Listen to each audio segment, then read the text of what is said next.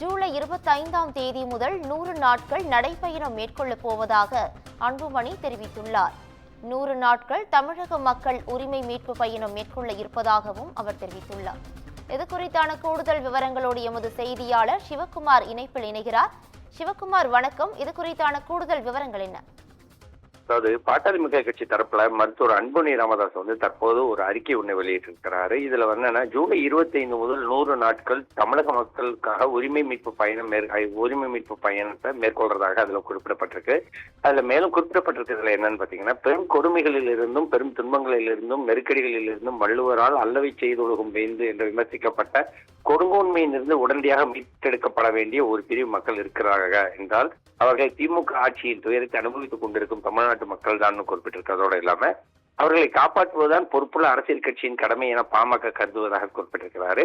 மேலும் தமிழக மக்களுக்கு நல்லாட்சி வழங்குவதை விட நல்லாட்சி வழங்குவது போன்ற தோற்றத்தை ஏற்படுத்துவதில் தான் தமிழக அரசு தீவிரம் காட்டி வருகிறதுனும், தமிழ்நாடு மக்கள் அனைவரும் இதற்கான உரிமைகள் வழங்கப்பட்டுள்ளதாகவும் அவர்கள் மிகவும் மகிழ்ச்சியாக இருப்பது போன்றும் ஒரு மாய தோற்றத்தை ஏற்படுத்தும் முயற்சியில் தமிழக அரசு ஈடுபட்டிருக்கிறது.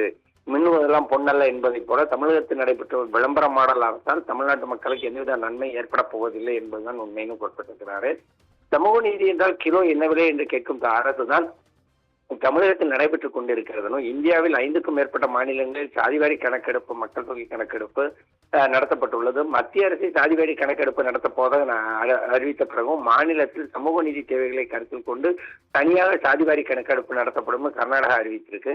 ஆனால் தமிழக அரசு சாதிவாரி கணக்கெடுப்பு நடத்துவதற்கான அதன் கடமையை தற்போது தட்டி கழித்துக் கொண்டிருக்கிறதாகவும், உச்சநீதிமன்ற வழக்கால ஆபத்துக்குள்ளாயிருக்கும் 69% இடஒதுக்கீடை பாதுகாப்பது, பல்வேறு சமூகங்களுக்கு அவர்களின் மக்கள் தொகை மற்றும் சமூக பின்தங்கிய நிலை ஆகியவற்றை அடிப்படையில் ஒதுக்கீடு வழங்குவது உள்ளிட்ட சமூக நீதி கடமைகளை குறிதோண்டி புதைச்சுவது திராவிட மாடல் அரசு குறிப்பிட்டிருக்கிறாரு. பள்ளிக்கூடங்கள் தொடங்கி பல்கலைக்கழகங்கள் வரை, சாலைகளில் தொடங்கி ஆலைகளில் வரை பெண்களுக்கு பாதுகாப்பு இல்லைனும், பெண்களுக்கு எதிரான பாலியல் குற்றவாளிகளை அரசை காக்கும் அவலம் நிலவுகிறதுனும், பெண்களுக்கு எதிரான பிற வன்முறைகளும் தலைவிரித்து ஆடுகிறதாகவும், கல்வி சேவையாக இருந்த நிலை மாறி கொள்ளையாக மாறிவிட்டது குறிப்பிட்டிருக்கிறார். அவரு அரசு பள்ளிகள்ல ஆசிரியர்களே இல்லை, நிதி நெருக்கடியை காரணம் காட்டி கல்வி பெறும் உரிமை சட்டத்தின்படி 1 லட்சம் ஏழை மாணவர்களுக்கு தனியார் இலவச கல்வி வழங்குவதை விட்டுவிட்டதாகவும், 5.5 லட்சம் இளைஞர்களுக்கு அரசு வேலை, தனியார் வேலைவாய்ப்புகளில் தமிழக மக்களுக்கு 75% உள்ஒதுக்கீடு உள்ளிட்ட எந்த வாக்குறுதியையும் திமுக அரசு இதுவரை கடைபிடிக்கவில்லைன்னு நிறைவேற்றவில்லைன்னு குறிப்பிட்டிருக்கிறாரு.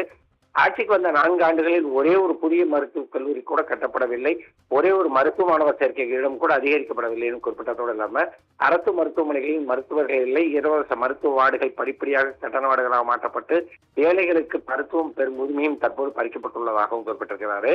உழவர்களுக்கு ஒன்றும் செய்யப்படவில்லை, நெல், கரும்பு உள்ளிட்ட பயிர்களின் கொள்முதல் விலைகளை உயர்த்த மறுக்கும் அரசு பாசன விதிகளை செய்ய தவறிவிட்டதுன்னும், உழவர்கள் நலன் காக்கும் அரசாக கூறிக்கொண்டு அவர்களின் விளைநிலங்களை பறித்து கார்பரேட் நிறுவனங்களுக்கு தாரை வாக்கும் அரசாக தமிழக அரசு இருக்கிறதுன்னு குறிப்பிட்டிருக்கிறாரு. மது, கஞ்சா உள்ளிட்ட போதைப் பொருட்களின் நடமாட்டம் தான் அனைத்து வகை சமூக கேடுகளுக்கும் காரணமாக இருக்கிறதுன்னு தெரிந்தும் கூட அவற்றை கட்டுப்படுத்த எந்த நடவடிக்கையும் எடுக்கப்படவில்லை. படிப்படியாக மதுவிலக்கு என்பதெல்லாம் ஊரே மற்றும் நாடகம் என்பதை உலகே அறிந்து வைத்திருக்கிறதுனும், பொதுமக்களுக்கு சேவை வழங்கப்படுவதை உறுதி செய்வதற்கான சட்டம் இன்னும் நிறைவேற்றப்படவில்லை, சுற்றுச்சூழல் சீரழிவு, போக்குவரத்து வசதி இல்லை, தூய்மை காற்று கிடைக்காமை போன்றவற்றால் தமிழகம் வாழ தகுதியற்ற மாநிலமாக மாறி வருகிறதுன்னு குறிப்பிட்டிருக்கிறாரு.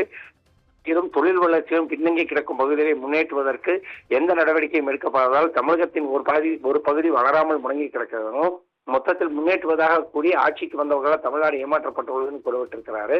தமிழக திமுக குறித்து மக்களிடையே விழிப்புணர்வு ஏற்படுத்தப்பட வேண்டியதும், மக்களிடமிருந்து மோசமான ஆட்சியால் பறிக்கப்பட்ட உரிமைகளை மீட்டெடுக்க வேண்டியதும் ஒரு பொறுப்புள்ள எதிர்கட்சியான பாட்டாளி மக்கள் கட்சிக்கு தலையாய கடமையாக இருப்பதாகவும், அந்த கடமையை நிறைவேற்றும் வகையில பசுமை தாயகம் நாளான ஜூலை 25ஆம் தேதி தொடங்கி தமிழ்நாடு நாளான நவம்பர் 1ஆம் தேதி வரை மொத்தம் 100 நாள் கால அளவில் பாட்டாளி மக்கள் கட்சியின் தலைவர் மருத்துவர் அன்புமணி ராமதாஸ் தமிழக மக்கள் உரிமை மீட்பு பயணத்தை மேற்கொள்ளதாகவும், இந்த பயணம் செங்கல்பட்டு மாவட்டம் திருப்பூர்ல தொடங்க உள்ளதாகவும் குறிப்பிட்டிருக்கிறாரு.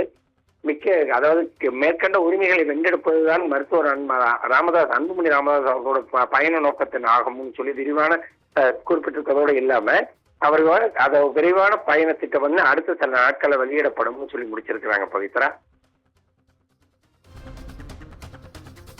கூடுதல் விவரங்களுக்கு நன்றி சிவகுமார்.